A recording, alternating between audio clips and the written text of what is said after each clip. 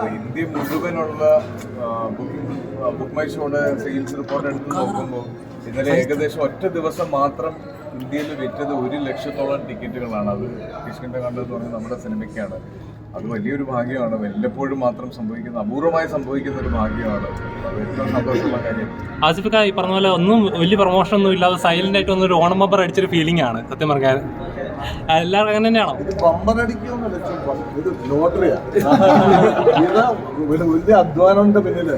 അതിന് ഏറ്റവും വലിയ പ്രധാനമായിട്ട് താങ്ക്സ് പറയുന്നത് ഇതിന്റെ സ്ക്രിപ്റ്റ് റൈറ്റർ, സിനിമാറ്റോഗ്രാഫർ ബാഹുലാണ്.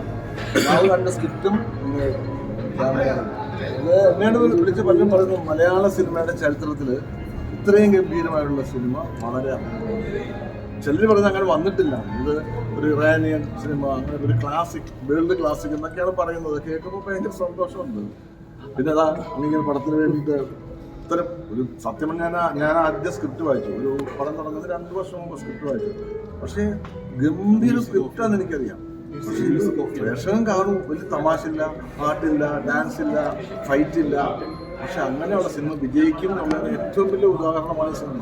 ഇതൊരു മലയാള സിനിമയുടെ ഒരു വലിയ മാറ്റമായിരുന്നു. ഇനിയും ഇതിന്റെ ചോട് പിടിച്ച് ഒരുപാട് നല്ലൊരു സിനിമകൾ വരും.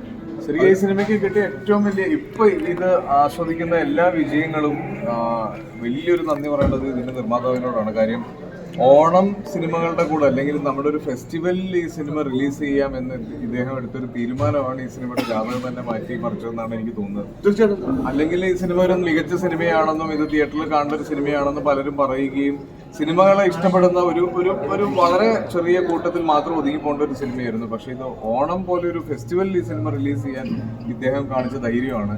അതുപോലെ തന്നെ സിനിമയിൽ 50 വർഷം തികയ്ക്കുന്ന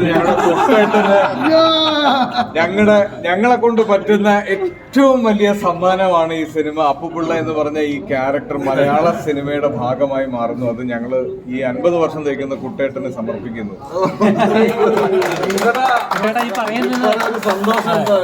എനിക്ക് ഒത്തിരി ഭയങ്കര സന്തോഷം. എന്താ പറയുക, 26 സിനിമ എടുത്തെങ്കിലും കുട്ടേട്ടൻ നമ്മുടെ പടത്തിൽ അഭിനയിച്ചിട്ടില്ല. ഗുഡ്വില്ലിൻ്റെ ആദ്യമായിട്ടാണ് എൻ്റെ അയലോക്കക്കാരൻ നമ്മുടെ സിനിമയിൽ അഭിനയിക്കുന്നത്.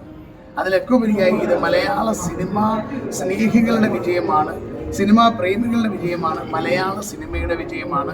ഇനി അങ്ങോട്ട് കിഷ്കിന്ധാകാണ്ഡത്തിന് മുന്നും പിന്നും എന്നുള്ളൊരു വേർതിരിവുണ്ടാകുമെന്ന് ഞാൻ ഉറച്ചു വിശ്വസിക്കുന്നു. പാട്ടും ഡാൻസും ഫൈറ്റും അങ്ങനെയൊന്നും ഇല്ലാതെ ഒരു സിനിമ വിജയിപ്പിക്കാന്നുള്ളതിന്റെ ഏറ്റവും വലിയ ഉദാഹരണമാണ്. അപ്പൊ നല്ല സിനിമകൾ ഇനി മലയാളത്തിൽ ഉണ്ടാവട്ടെ. അതിനുള്ള കാരണം ഈ കിഷ്കിന്ധാകാണ്ഡമാണെന്നുള്ളതിൽ എൻ്റെ ഡയറക്ടറും എൻ്റെ സ്ക്രിപ്റ്റ് റൈറ്ററും എൻ്റെ പ്രൊഡ്യൂസറും പിന്നെ എല്ലാവരും അതിനെ അഭിമാനിക്കാം. സിനിമകളുടെ എല്ലാം ഈ റെസ്പോൺസ് വരുമ്പോൾ കുട്ടേട്ടന്റെ അഭിനയങ്ങളിലെല്ലാം അച്ഛനായിട്ട് ഒരുപാട് താരതമ്യം ചെയ്തിട്ടുണ്ട്. പക്ഷെ ഞാൻ അങ്ങനെ അച്ഛനെ അങ്ങനെ എന്തെങ്കിലും റെഫറൻസ് ഒരിക്കലുമില്ല. ഒരിക്കലും ഞാൻ അങ്ങനെ ഒരു നടനെ അച്ഛനാണെങ്കിലും അച്ഛനാണ്, അച്ഛന്റെ മകനായിട്ട്. പക്ഷെ ഞാൻ അനുകരിക്കാറില്ല മലപ്പുറം. പിന്നെ അച്ഛന്റെ മകൻ നമ്മള് ഷായ ഈ പറഞ്ഞ പോലെ എല്ലാവരും ഇതിനു മുമ്പ് വന്ന പൂക്കാലത്തിന് പെർഫോമൻസ് എടുത്തു പറയായിരുന്നു. അതിനുശേഷം ഏറ്റവും കൂടുതൽ സ്റ്റേറ്റ് അവാർഡ് വരെ കിട്ടാൻ ചാൻസ് ഉണ്ടെന്ന് ആളുകൾ പറയുന്നു.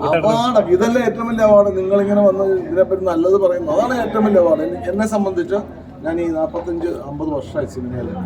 ഇത് ജനങ്ങൾ എന്നെ ഇത്രയും നാളും നിർത്തിയത് ഇദ്ദേഹമൊക്കെ വിളിക്കുന്നത് എന്തുകൊണ്ടാണ്?